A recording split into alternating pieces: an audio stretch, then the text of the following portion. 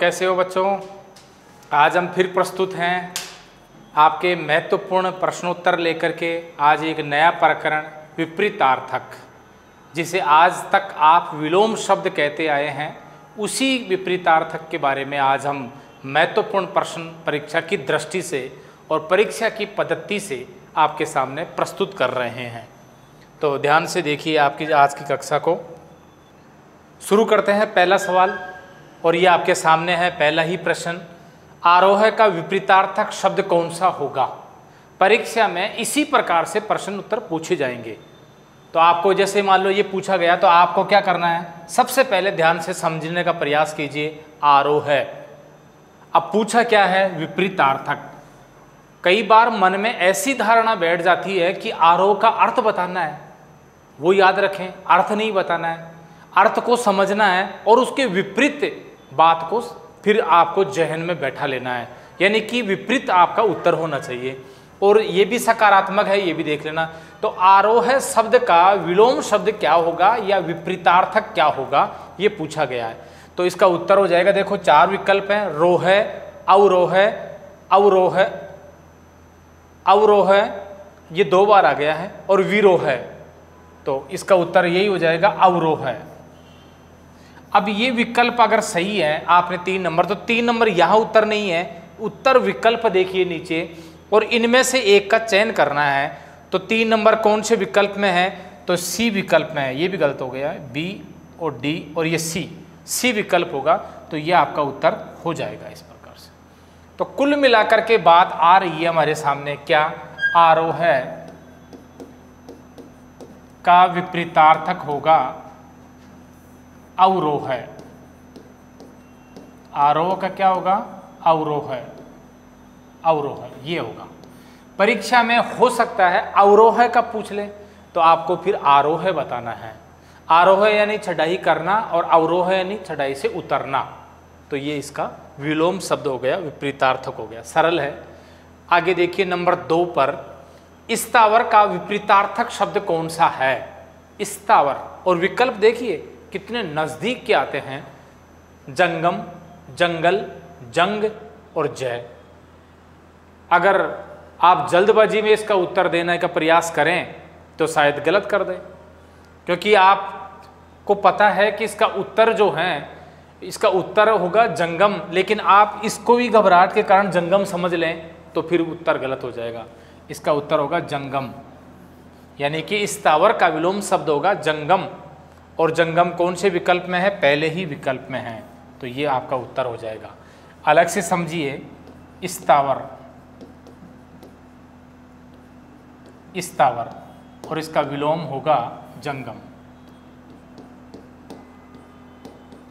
जंगल नहीं है, जंगम है, ये याद रखें। स्थावर का मतलब है जो स्थल पर चल रहा है, जंगम यानी एक जगह पर स्तर है। तो अगर जंगम का पूछें तो स्थावर, स्थावर का पूछें तो जंगम, एक दूसरे के विपरीतार्थक हैं।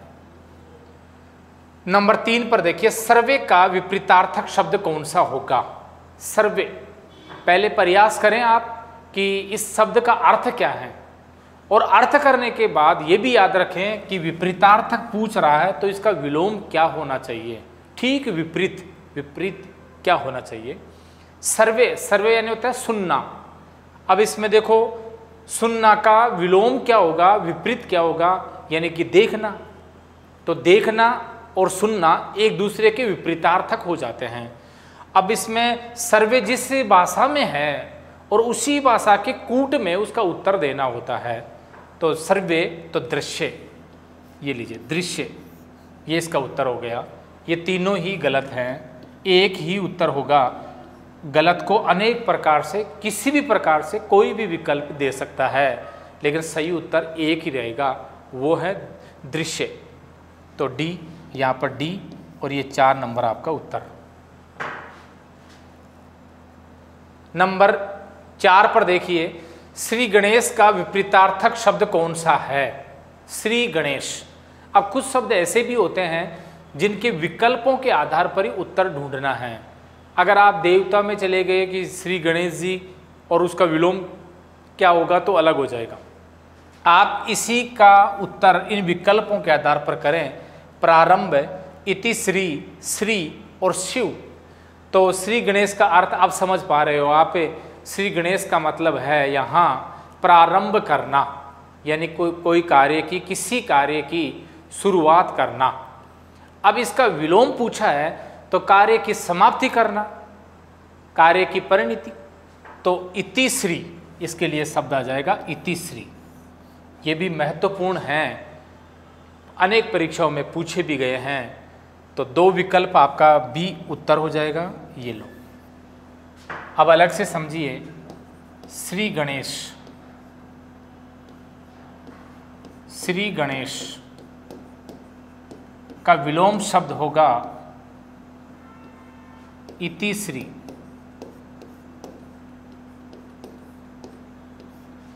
इति श्री, तो ये विलोम है। इति श्री का पूछ लें तो फिर आपको श्री गणेश कर देना है, ये सरल है।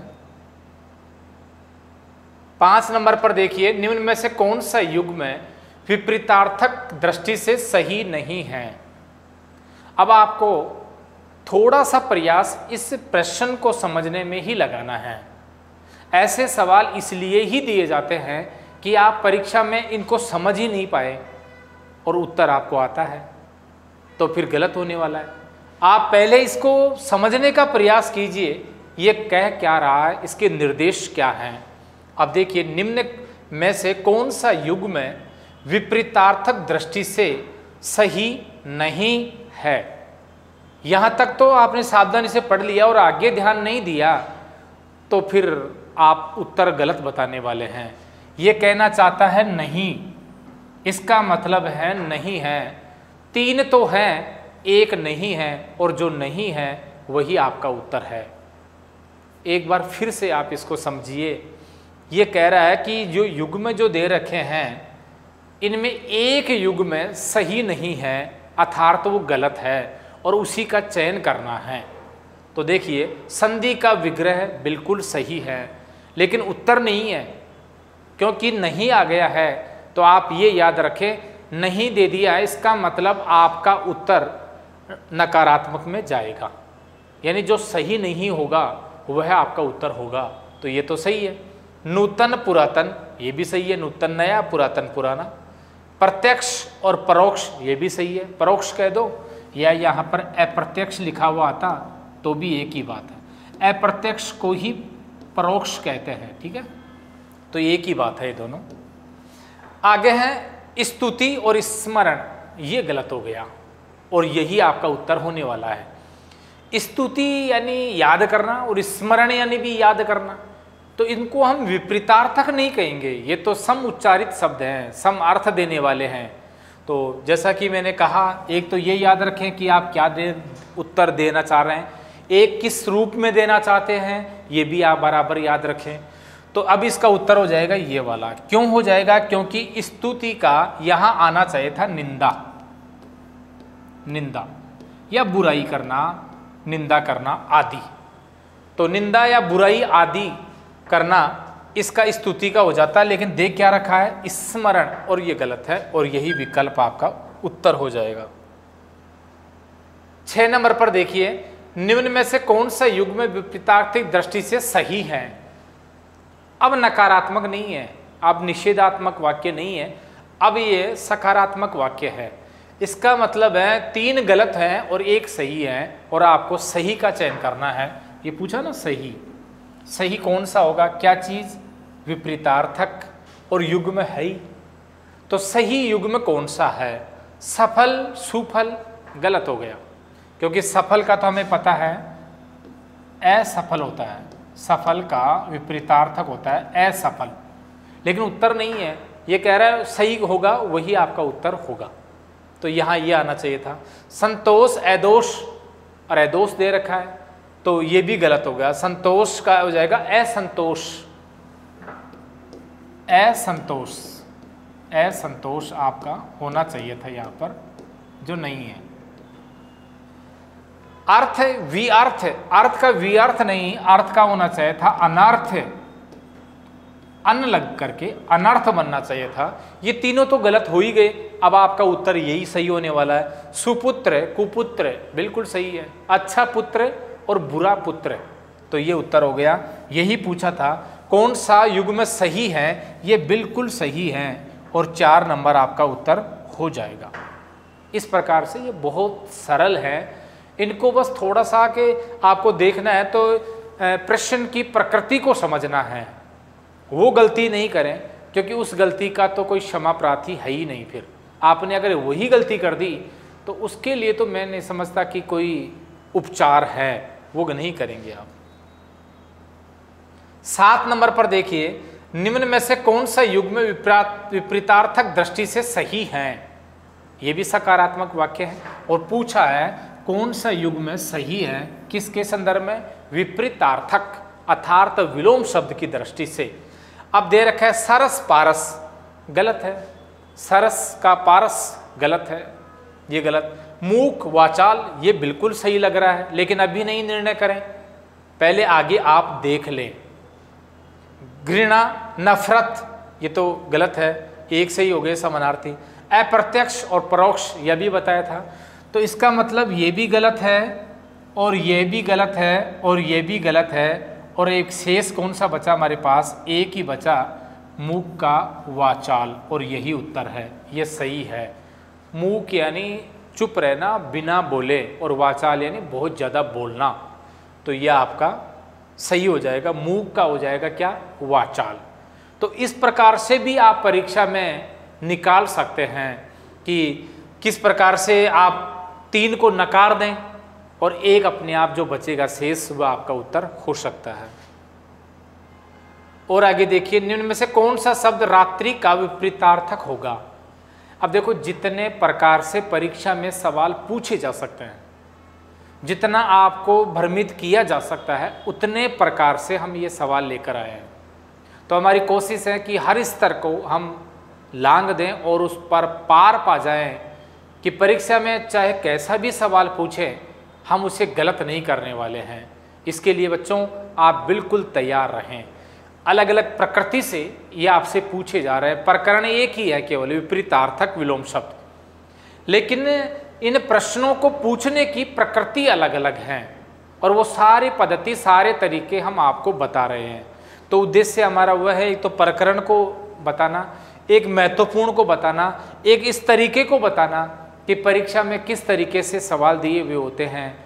कुछ तो लोग समझ ही नहीं पाते कि किस प्रकार से उत्तर देना है, तो वो भी आपको अपनी समझ बढ़ानी है। और क्या पूछा, निम्न में से कौन सा शब्द रात्रि का विपरीतार्थक होगा। सकारात्मक वाक्य है, बिल्कुल।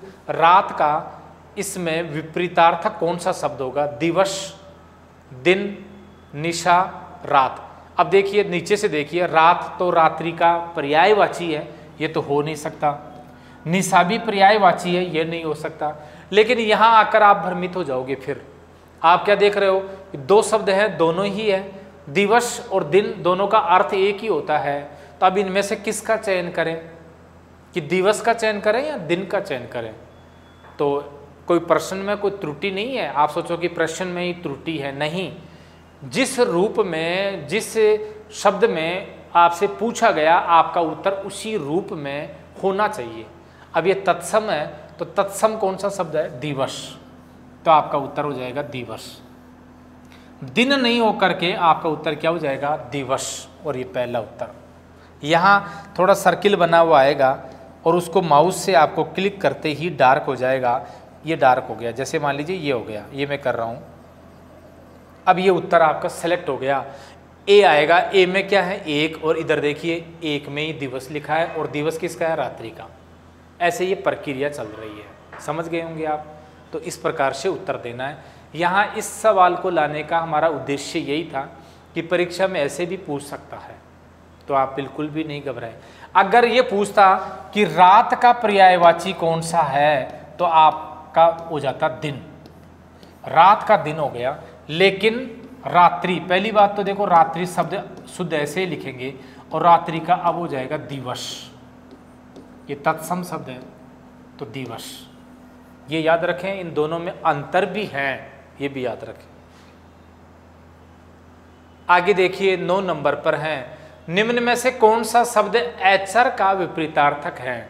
जरूरी नहीं कि आपसे पहले ही पूछे, उल्टा भी पूछ सकता है विपरीतार्थक। पिछली बार ही पूछा, जैसे पूछा विलोम का विलोम शब्द क्या होगा, तो इस प्रकार के भी पूछ सकता है। अब यहाँ एचर पूछ लिया, एचर का विपरीतार्थक होगा अच, निचर, सूचर और चर। आपको पता होगा शायद, ये तो चर हो जाएगा इसका उत्तर 4 नंबर। तो अब पूछना कैसे था, चर का विलोम शब्द होगा, तो चर का क्या हो जाएगा? एचर। चर यानी चलने वाला, एचर यानी नहीं चलने वाला, तो चर का एचर हो गया। लेकिन परीक्षा में विपरीत भी पूछ सकता है, एचर का भी पूछ सकता है। जैसे मान लीजिए जन्म का मृत्यु है, तो मृत्यु का भी जन्म पूछ सकता है। 10 नंबर पर देखिए, निम्न में से कौन सा शब्द अज्ञे का विपरीतार्थक होगा? और ये बहुत महत्वपूर्ण है, इसमें तो बहुत बार भ्रमित हो जाते हैं। विकल्प देखिए, विकल्प तो खैर दूर दूर के लिए हमने, क्योंकि अज्ञे से बहुत सारे शब्द बनते हैं। ज्ञ बनता है, विज्ञ बनता है, अनज्ञ बनता है, इस प्रकार से कई शब्द बन जाते हैं, विज्ञ बन जाता है। अब इसमें क्या पूछा? अज्ञे। अज्ञे का विपरीतार्थक कौन सा होगा? तो इसका हो जाएगा विज्ञ, क्योंकि ये तो समानार्थी हो गए, मूर्ख, ना समझ और कोई नहीं, ऐसा तो भ्रमित करने के लिए दिया गया है। उत्तर तो है इसमें, ये कह रहा है कि इनमें से कोई सा भी उत्तर नहीं है, तो वो ये नहीं है, इसका हो जाएगा विज्ञ 3 नंबर, और ये सी 3 नंबर आपका उत्तर हो जाएगा। तो इस प्रकार से इस प्रकरण को हमने विस्तार से पहले के वीडियो में बना दिया है। आपने अगर नहीं देखा है विपरीतार्थक का हमारा, तो उसे देखें। एक ही प्रकरण को हम 3 बार लेकर आते हैं, पहले उस प्रकरण को विस्तार से समझाते हैं, फिर महत्वपूर्ण उसमें जो सवाल बनते हैं वो एक पिछले वर्षों में विभिन्न परीक्षाओं में पूछे गए उनके बारे में, ऐसे करके 3 बार हम प्रकरणों को चला रहे हैं। और चौथी बार अगर आप तैयारी करना चाहते हैं तो हमारा जो टेस्ट सीरीज है उसे आप ज़रूर ज्वाइन कर लें, बहुत कम शुल्क रखा गया है। उसे ज्वाइन कर लोगे तो उससे तो बार आपको मिलेगा ही नहीं, और आप में एक आत्मविश्वास का विकास होगा और आप परीक्षा में अच्छी सफलता अर्जित कर पाएंगे। और आज के लिए इतने ही थे, केवल 10 ही लेकर आए हैं। अधिक आपको पीडीएफ के रूप में भी हैं, और आपके जो टेस्ट सीरीज़ है उसमें भी हमने बहुत सारे उदाहरण दे करके विपरीतार्थक का कोना कोना हम झांक कर आए हैं कि कहाँ से पूछेगा, उससे बाहर नहीं जाने वाला है। तो आप उससे तैयारी कर लें, और आगे फिर आएंगे हम नया प्रकरण लेकर के। आज के लिए इतना ही है, धन्यवाद।